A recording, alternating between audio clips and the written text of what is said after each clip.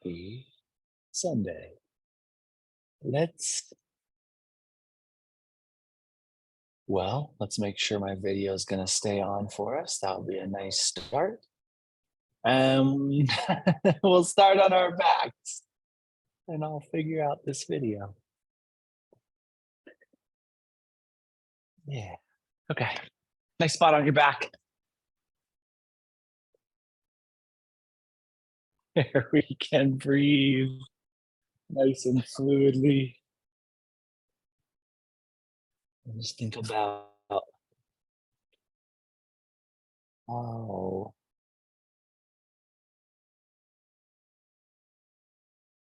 each breath provides that opportunity for landing. That is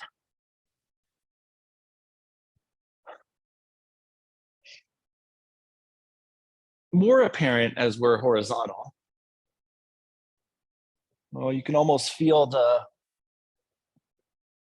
lungs within the chest cavity melting or releasing into that support. So each cycle of breath is this opportunity to land.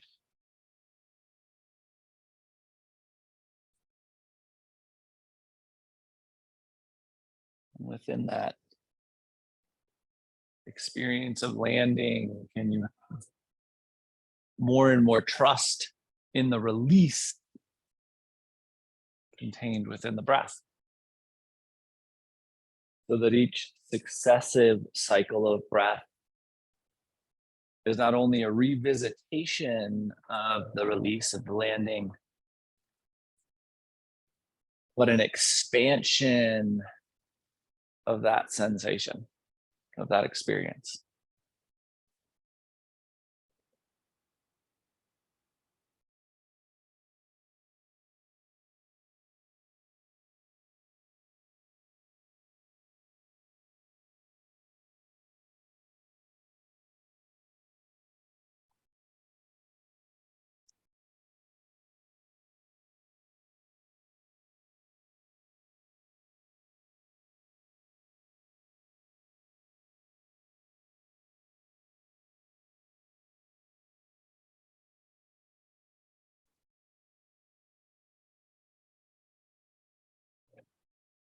And let's allow for about 30 more seconds, just the experience of the ever expanding reception of your breath and of your body.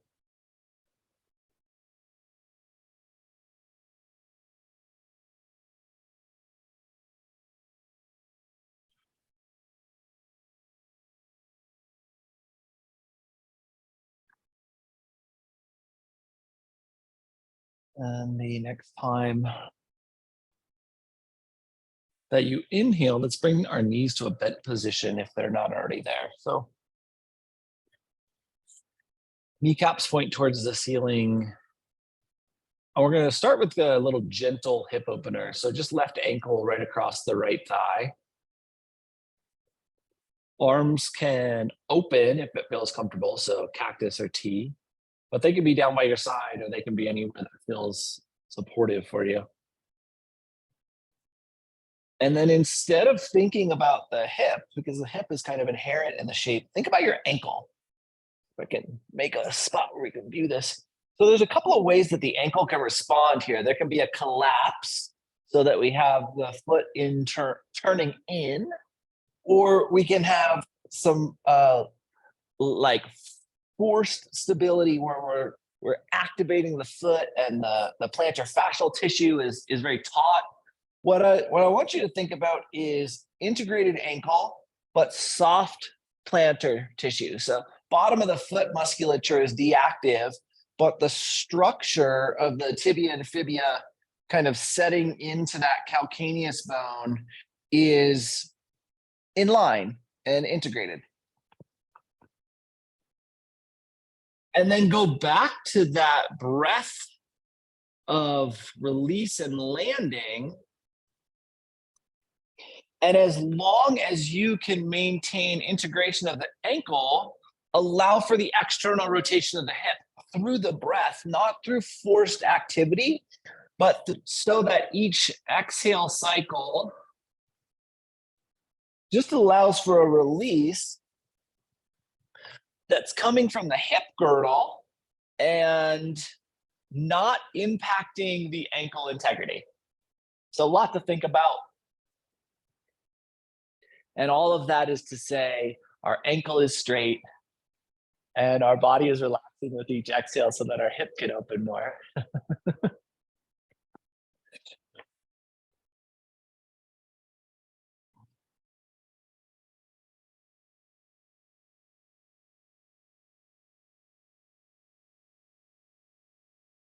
And when you're right, let's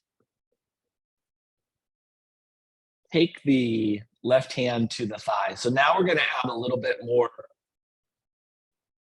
awareness on the openness. We want to maintain that same ankle integrity and the same softness on the bottom of the foot and just start to press with that left hand towards straightening the arm. The arm doesn't have to straighten. If the arm straightens super easy, right, we have a ton of external hip rotation, then you can press up into those finger mounds and make the distance between the shoulder and the connection of the thigh a little bit longer. You could even theoretically go to your fingertips if that feels accessible to your hand and your fingers, and obviously your hip, most importantly.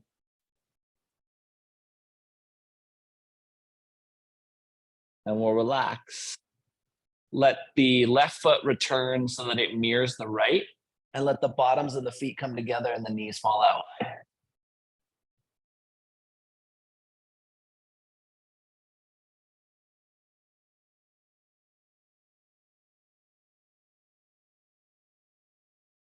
And potential for a little awareness around the asymmetry here, right? We have a lot of room, at least comparatively, on the left side of the body in comparison to the right. And then let's fix that. So we'll inhale, bring the knees back to neutral. Right ankle comes on the left thigh.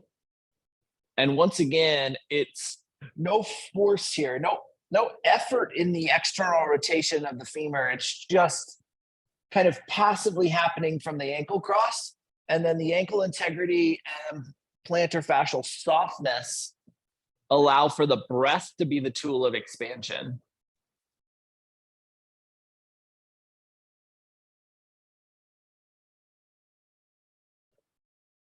And so just for all we have a little bit of time where we balance out, I'll give you that, my idea of the breath as the tool of expansion and why I think it's important. So obviously we have the capacity to take the hand and force the hip wide, and we can do that manually. But there's a resistance in the body when we do that, right? The body is actively pushing against any pressure that we might offer into shapes. And therefore, when we come back out of the shape, our body's been fighting against holding its own line while we're like pushing lines of mobility, right? Body has a line where it's comfortable, and then the mind or our consciousness has a mind where we're trying to get to. And that fight is a negotiation. Whereas if we, and a negotiation, right, we're going to meet somewhere in the middle, assuming we're both entering the negotiation on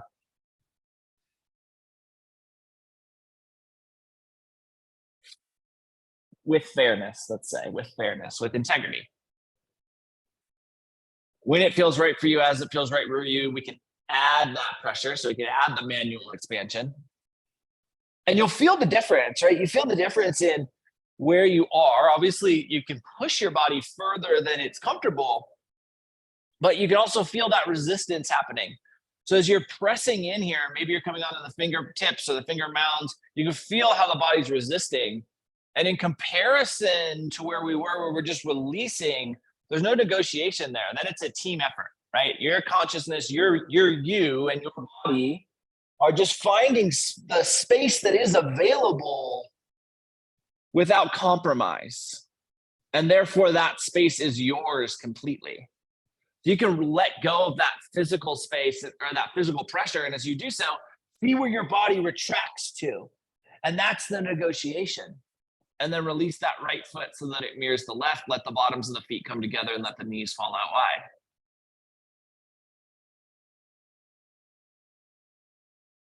And as the knees fall out wide here, now that we have openness or a relative equivalent openness on both sides, can you get into the teaming up of expansion, the release of expansion just through the breath?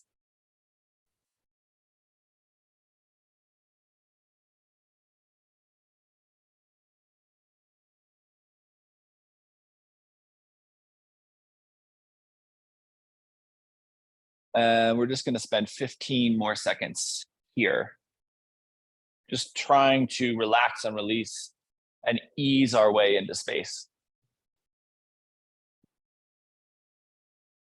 Really nice choices and shapes. Let's inhale and bring the knees back together at neutral so the kneecaps can point towards the ceiling.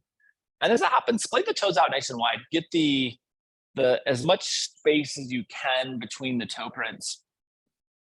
So we have like our neutral position, or what I describe as a neutral position. Lumbar is nice and neutral. The toes are splayed out. And then imagine that you're going to deactivate everything but the toes.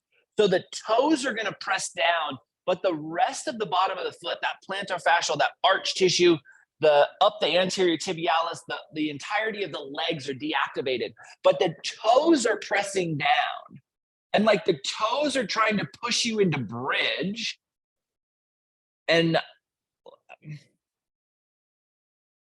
pretty likely, I would say exceptionally likely, the toes themselves aren't going to get you into bridge. But can you just give enough energy to the toes that they can attempt to? And then relax. And let the knees have a little bit of dynamic movement. So just a little rock side to side, or maybe circles, or anything that feels supportive here, or adjustive here, I guess.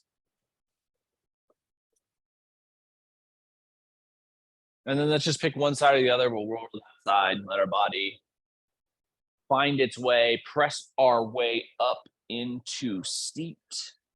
And let's transition to hands and knees. Tabletop. From tabletop, if you choose, so we're going to be on hands and knees for a little bit. So if it feels best for you to have some support underneath the knees, feel free to go blanket towel underneath the knees here to soften that connection. And then let's sink right back into child's pose.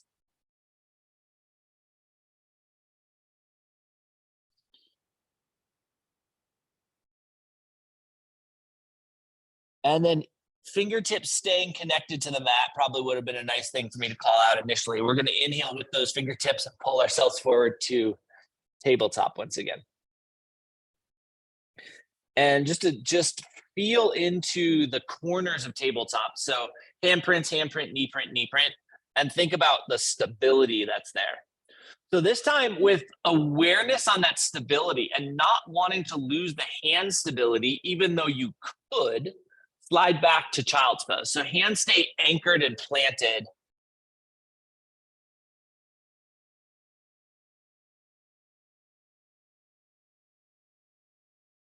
And then inhale, pull yourself to tabletop. Okay, now look where your hands are and replace the heel of your hand with the back of your elbow. So it's just a swap elbow for hand placement so that you have a pretty direct vertical line with the humerus. And then plant the hands once again so that they're anchored and provide support. And we're going to exhale back to child's pose. And as we work back here, there is lateral edge space that's required, some of that under armpit tissue that's required into the lats themselves. Think about softening through the breath instead of forcing. The shoulders are one of the groups of, let's just call them a joint since they're a joint. Right? The shoulders are a joint with a lot of connective tissue and a lot of musculature that offers support. And they're exceptionally hard to negotiate with. So we'll inhale, we'll come back forward to this little half sphinx, half tabletop shape. And then exhale and sink back once again. Plant those hands firmly, soften back. And because the shoulders are they have so much mobility to them, right? They can move in massive amounts of directions. And it's not quite 360 degree, depending on how you want to make that angle. Obviously, you can make a circle, but you can't go through your torso. But the shoulders have to be very hard negotiators because the shoulders have the capacity to move in so many directions. They have to focus on stability. So as you're thinking back here and you get to those sticky points, instead of allowing your body to force through, can you soften and expand?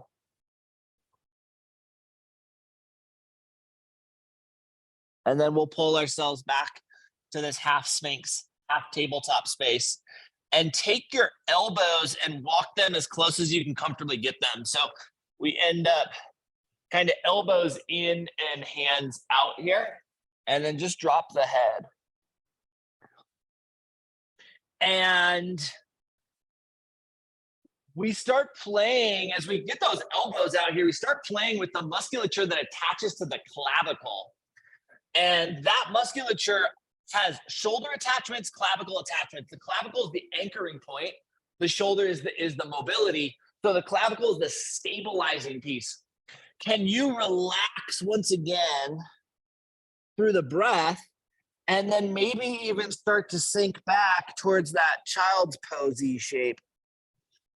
Keeping in mind that there's a little bit of a desire for the shoulder to externally rotate, for the thumb side of the hand to get light, and the pinky side of the hand to start to anchor down. Make sure you stay stable across those finger bounds. And then let's return back to this weird sphinxy-like thing. Press your hands into the mat. And so the hands are forward of where they'd normally be, right? And we're just gonna roll up into what is now kind of an off-kiltered version of tabletop. Exhale and push the middle of the back up and tuck the chin. And then as you do that, the flexion of the shape is kind of mid-thoracic, right? We have the arms extended, so we push that flexion where it normally be a little higher in the thoracic spine to mid-thoracic, kind of working into the lumbar a little bit more than is normal. I want you to think about rolling that arch back by pulling the core up so that the flexion in the middle of the shape starts to work further and further back towards the tailbone. And as you get back, you may even start to feel those lats activate again. And can we relax and breathe through that? Arching into that low back. And then relax. And now if you do have a prop underneath you, you may want to remove this. We're going to come down to our bellies. And we're going to counteract the flexion with a little extension. So Sphinx pose, I'll get that out of the way. Handprints are super important here. This is my constant call out. The more engagement you have in the hands, the more expansion you're going to get from the around the diaphragm and into the core. So let's just take this nice little Sphinx and press down into those fingerprints. Remember with Sphinx, and I should be calling this out, that you can adjust the sensation that you're getting in the low back by adjusting the head positioning. So if you're feeling compression in the low back, lower the head until the angle of the cervical spine alleviates that compression, and we get expansiveness in the spine, even though truly in extension, the back of the spinal column is getting compressed, right? It's the front of the spinal column that's getting opened, and then the reverse is true in flexion. As we go into flexion, the front of the spinal column is being compressed, and the back is being expanded. There are some interlocking puzzle pieces that kind of change the capacity for the back to fully expand, but in general, that concept is true. And then let's relax and just let our head rest on stacked hands.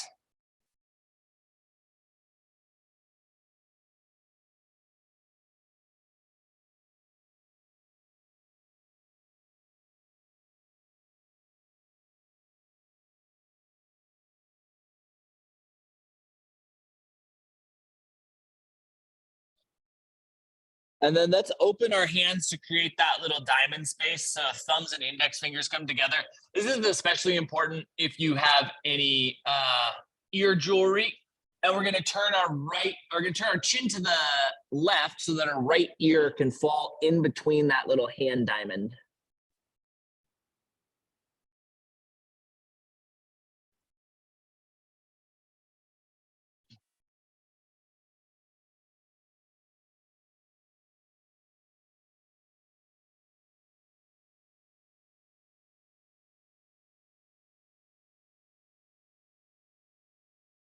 So there's this little village,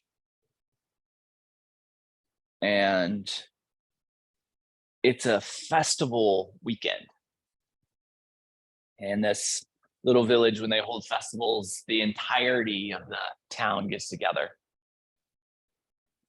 And the festival weekend has been going on all weekend long. It's Sunday night.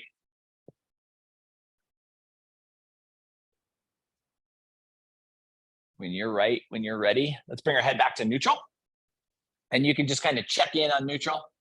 And then when you feel ready, we go opposite way. Left ear comes down, and it comes in between that finger diamond that provides some ear protection.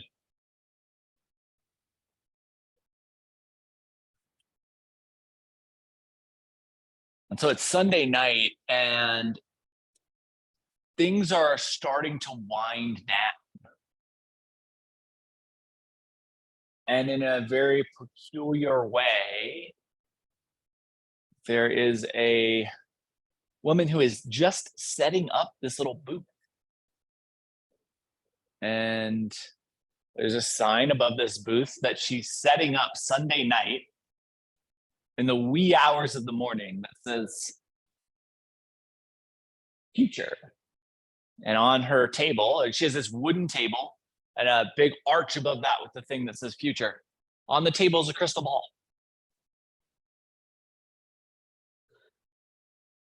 And people start to gather around this little table because it's weird that someone is setting up while everyone else is taking down. And she starts giving a speech about how she's going to allow a bidding war, and how she will allow one person to win this bidding war, and they'll have the opportunity to gaze into this crystal ball, and they will see a prediction of the future of this town. And obviously there's some value in that, right? You can see the future, you can do a lot of things.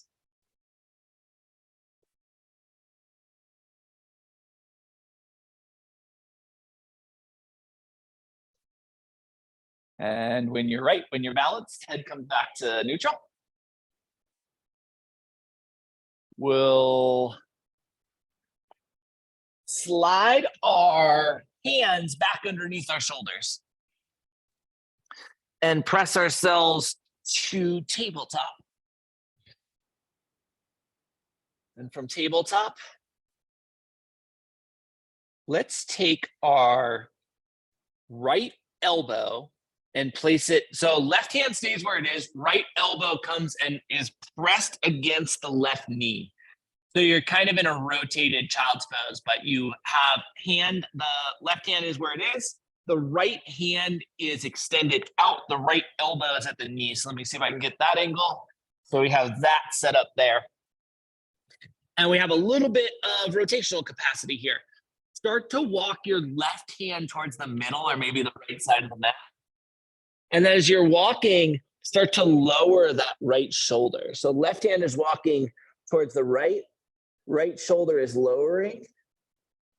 And we end up in a unique needle thread, right? Generally, we'd have some more expansiveness in the shape. Here we have some flexion in the spine. So that round is kind of manifesting in the lumbar. And we're using that shoulder space that we've asked for earlier in practice.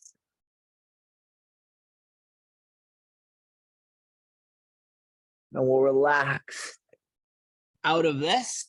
Come forward to tabletop just to reset, and then sink all the way to child's pose for a full reset. And as you land in child's pose, can you feel the shoulder girdle land as well? Maybe there's some asymmetry, maybe there's just space. But generally, we don't think about how the shoulder girdle lands in this shape. Here we've put so much effort into the shoulders. Can you really feel that trust within the space?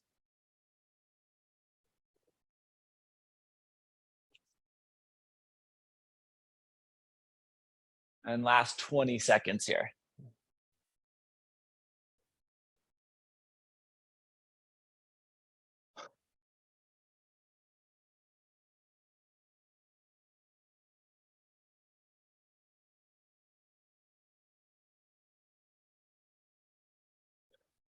And then when you're ready, fingertips pull us to tabletop. And we do this to the second side. So left elbow comes up against the right knee. The left hand extends out beyond the body. And we start to work our right hand towards the left side of the mat. As we do so, the left shoulder continues to lower. And we end up pretty pretzeled with that little bit of flexion coming into the low back and the shoulders integrated, but really getting into their full capacity for movement. But what I really like about this is the humeral head doesn't really have the opportunity to pull out where it might normally have that in thread the needle because of where we've set the elbow against the knee.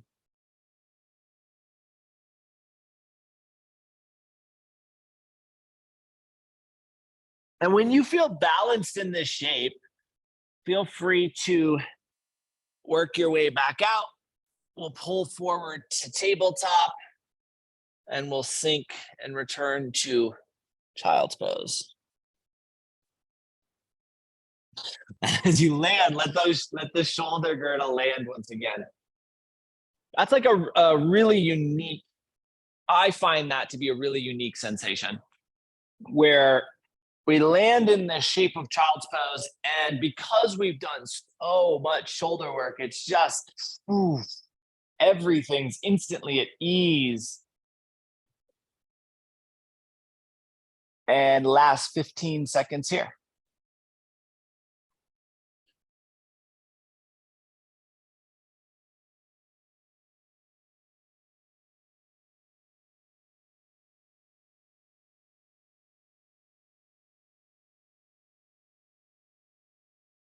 And when you're ready, we'll pull forward to tabletop. And from tabletop, I think we're just going to sweep our legs out in front of us. I think we skipped getting to our feet today. What a win. Heck yes. Let's take our blanket, towel, and get towel length. So shelf fold once or unfolded once, and then roll that. I think this will give us enough length. And we're going to place that right across the thighs. And what we're looking for here is kind of a head hammock.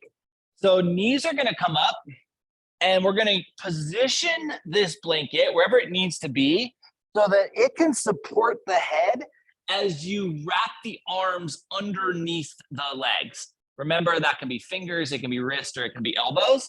But the blanket or towel is just providing a little, like a cradle that you can rest your forehead on.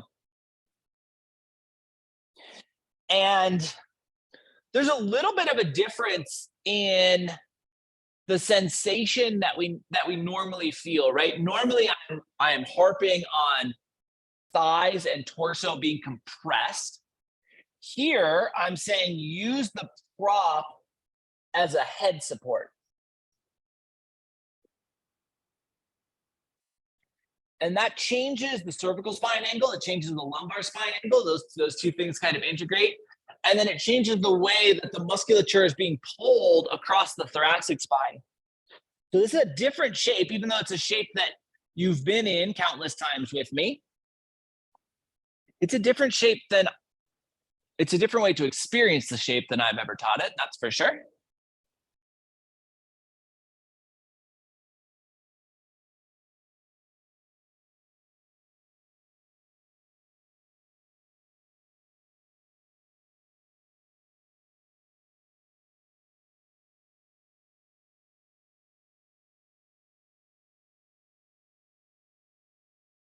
And last 30 seconds here.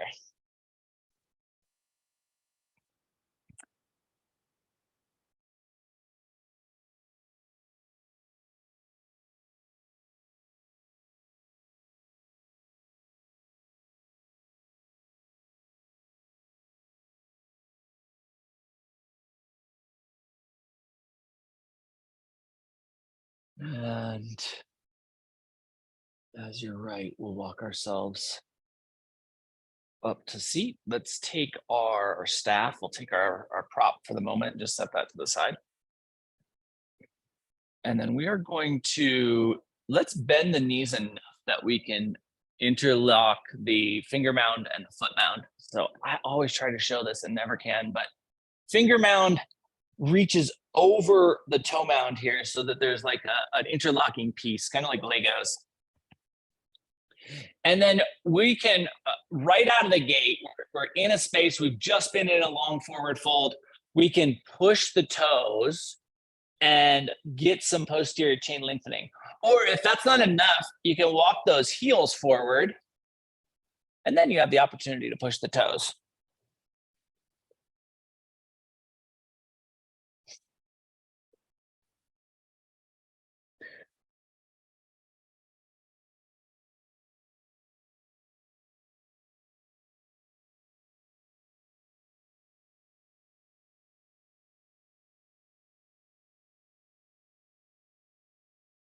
And then as you're here and forward fold after forward fold, right? The posterior chain can be a little cranky, especially if we're a little underhydrated. See if you can get out of that force. So toe pressure is force, right? So if that feels like it's too much, we can be out and we just relax. And then if we can relax all the way into the shape, then we can start to allow the toes to just move forward without pressure. So without creating a forced mobility, can we relax the feet so that the toe mounds move forward? And just feel the difference between those two expressions. The first time where we just pressed right in, and the second time where maybe we just let the feet fall forward. And how that feels within us.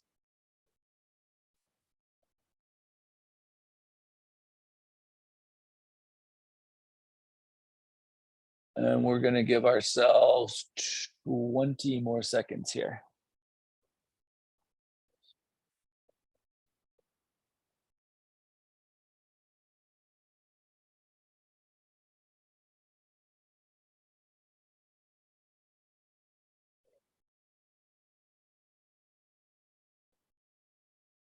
And as you're right and you're ready, We'll walk ourselves back up towards staff. Let's take our blanket / towel from its towel length. We'll fold it hot dog style, so we end up with a nice long approximation of a block, and we're going to put that behind us. The goal here is to have a relatively dense but relatively short, right? About a 1-inch lift. And we're just going to lower ourselves down on that. It's pretty wide as well, which gives us the opportunity to just take those shoulders out for a little bit of extra space. Legs can be extended, the knees can be bent, the bottoms of the feet can be together, the knees can be together, heels can be out wide, anything that feels nice.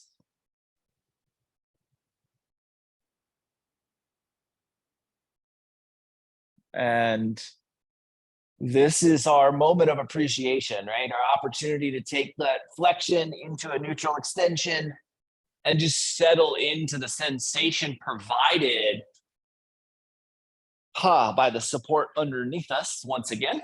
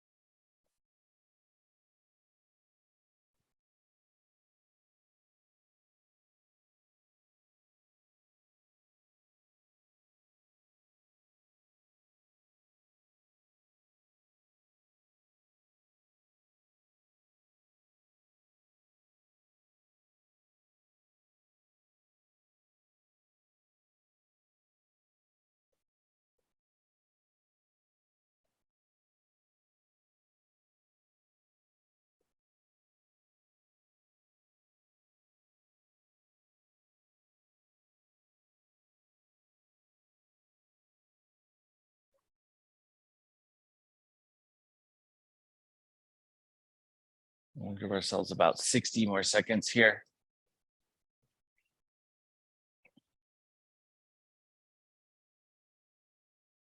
So the townspeople and this woman who set up this crystal ball stand start asking her how they can verify the vision. If only one person can see it, couldn't that person be splitting this bidding with you, right? This auction of this opportunity. And she says, oh, a town full of geniuses I see. How about this? I'll let the top 2 bidders view. And so the townspeople agree. And this bidding process starts. And 2 people clearly outbid the rest. And as the moon kind of reaches its apex, they're able to gaze in this crystal ball. And they gaze in at the same time and they see at least what they share is the exact same future prediction. They see this town, this little village, in complete disarray. They see shops with broken windows, carriages overturned, fires, and people running around in chaos. And when the ball is wiped back to clear, they're both in shock. When you're right, when you're ready, let's just roll to one side or the other. The side feels most appropriate. And we'll take that prop and kind of fold it in half. So you end up with kind of like a big-ish block. And we're going to slide that underneath our head. And then let the bottoms of the feet come together and the knees fall out wide. Arms could come out to what feels nice. And now the prop underneath the head shouldn't be more than, I mean, 4 inches max, probably less than that. So we want to make sure it's not pushing the chin down. We really still want to have that openness through the throat.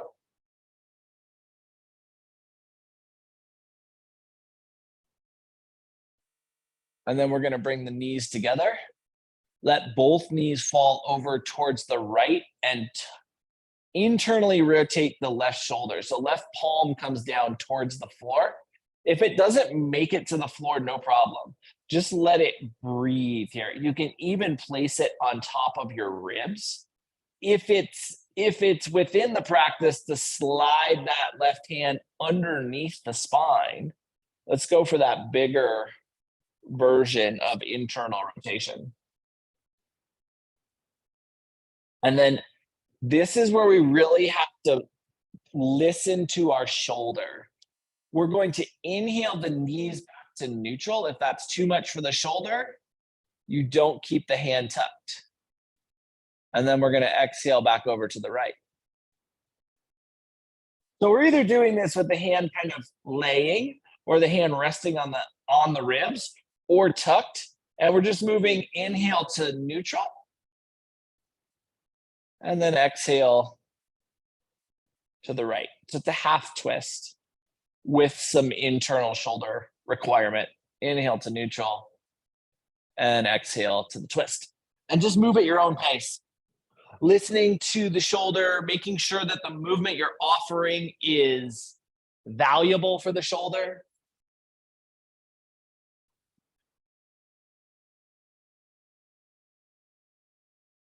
And so, of course, the townspeople that are gathered around know what they saw. But both of these witnesses are just, they're scared. Because the people that are gathered around them are the people they saw running through the streets. Sometimes looting, sometimes setting things on fire. Sometimes just running out of terror. And so they're both remarkably quiet. And they go home. Next time the knees come to neutral, let's let them pause there. We'll unfold our left arm, let it come out towards cactus or T. And let both knees fall over towards the left. Right hand goes internal rotation, palm down. Can be on the floor, it can be on your ribs, it can tuck underneath your body. You settle there first, just a moment of settling to feel how the body is responding, noting that for most of us, the right side's probably going to have a little bit more restrictiveness.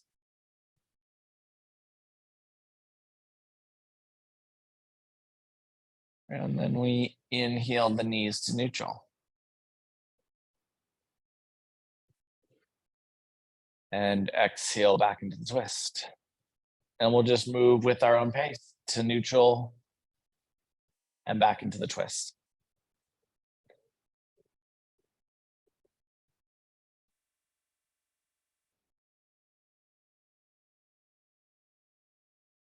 And so the townspeople don't forget. The next morning, both of these witnesses have people gathered outside of their house.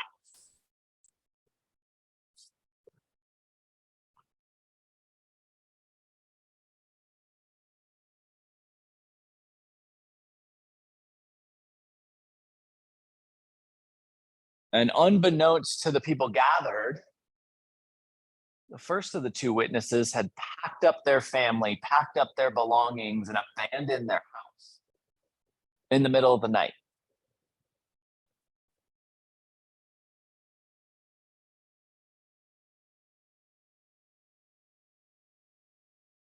And they've left and they're down this trail and they're in this little carriage, this like wagon-like carriage, and they settle into a new town hundreds of miles away where they know no one. And settling into a new town at this time is not an easy thing. They have to create a new everything. When you feel right, when you feel ready, knees return back to neutral, right arm unfolds to cactus. And just let your knees start to dynamically and freely move side to side.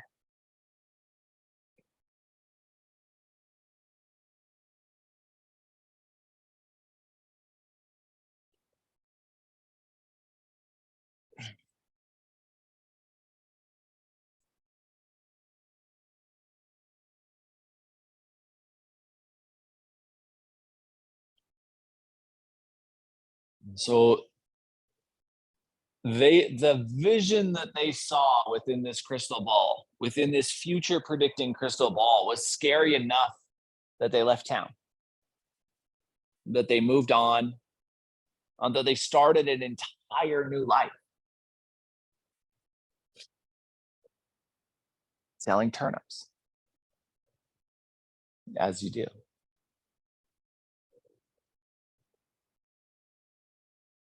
Let's give ourselves about 40 more seconds here just to explore a little bit of final rotational movement.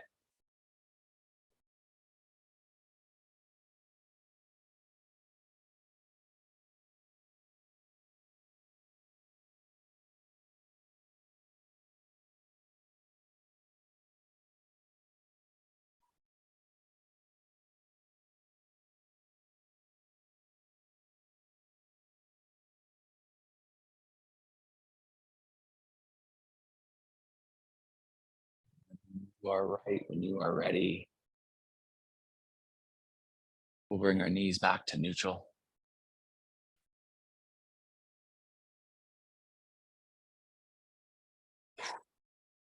Pull the thighs in towards the rib cage. Let the hands come to the shins or hamstrings. Give yourself this nice level of compression here.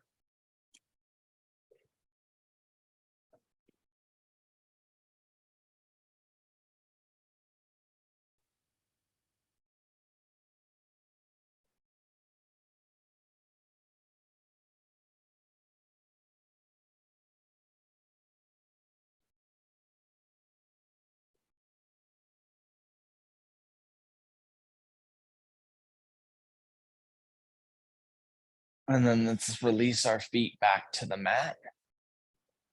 Push down into the toe mounds and heels and lift yourself into a nice little bridge. Bridge of your choice, height of your choice. And at the top of your bridge, we'll just sway the hips a little side to side.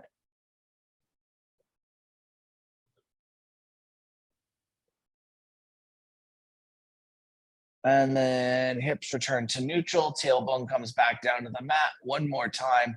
We'll pull those thighs in towards the rib cage. Give yourself that nice big squeeze and compression.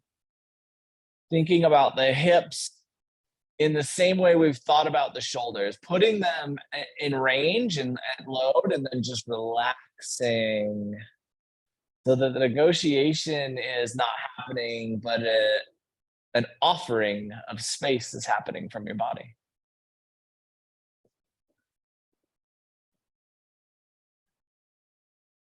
One more big full inhale.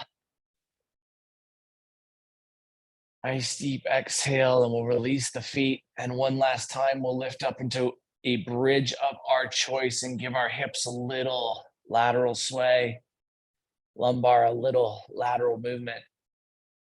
Little last bit of play here. Before we release the tailbone, let our eyes close. Ask yourself if there's anything you might want or need before Shavasana. And if there is,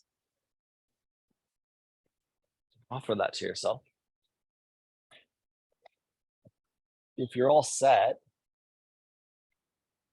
settle into a shape where you can fully appreciate Shavasana.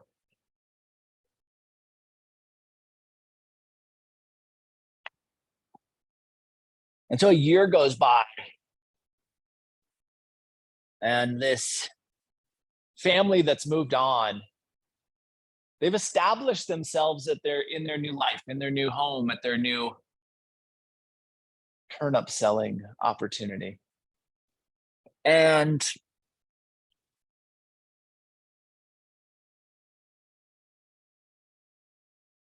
they start to feel comfortable, and they start to miss the friends that they had in their previous life. And so they're looking at the calendar and they realize that it's the year anniversary of the festival. And they decide they're just going to go back and visit just to see their old friends, some of the more distant family. And so they load up the wagon and they head back. And they're not sure what they're going to find. Not sure if the destruction will have happened yet. But if it has, maybe they can help someone come move and establish where they are. Fully and completely sinking into this experience of Shavasana.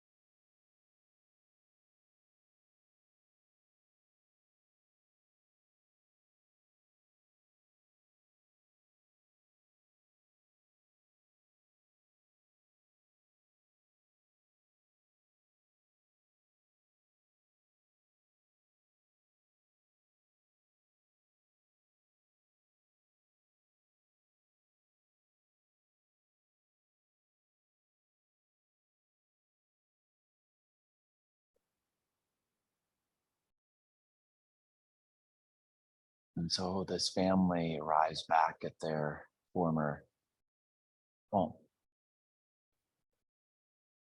And they look around and everything looks amazing. There's not a single thing that's out of order. It looks like the nicest village they've ever seen in their life. And they go into the festival. And this man sees the banner that says future told. Crystal ball on the table. He goes over and he sees this woman and he says, "What is this place?" And she says, "Isn't it amazing here? I come here every year." Start to bring some movement to your fingers and your toes. And the man says, "Yeah, you were here last year. You showed me a vision in your crystal ball that this entire village was in disarray. What is this? I moved my whole family because of this." Moving into your wrists and your ankles.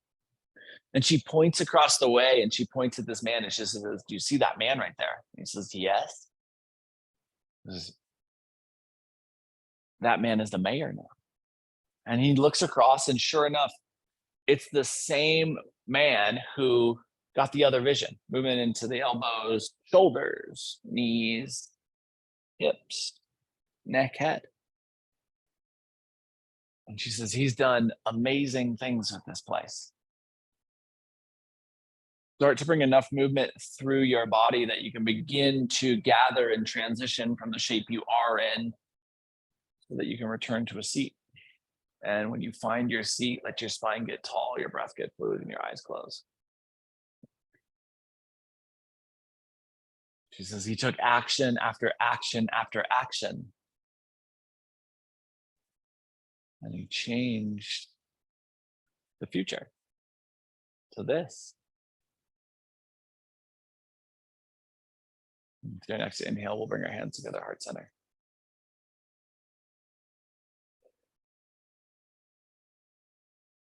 Over the course of the next 7 days, can you remind yourself that the surest way to predict the future is to create it and see how that impacts your experience? Thank you so much for being a part of this morning's practice and for being you. Namaste.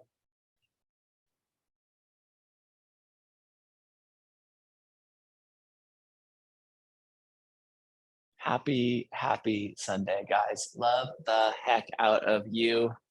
That was a super fun practice. I'll be back tomorrow night to do a little bit of movement if you want to do that.